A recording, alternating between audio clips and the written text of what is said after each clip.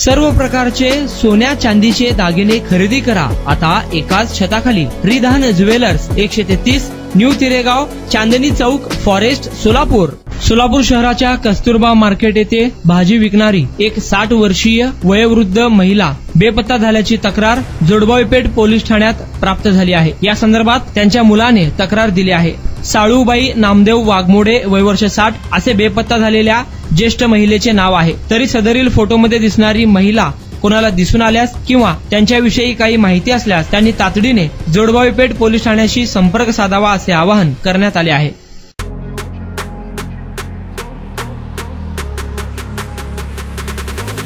आपल्या आवडीचे सोन्या चांदीचे दागिने खरेदी करा फक्त रिधान ज्वेलर्स मध्ये।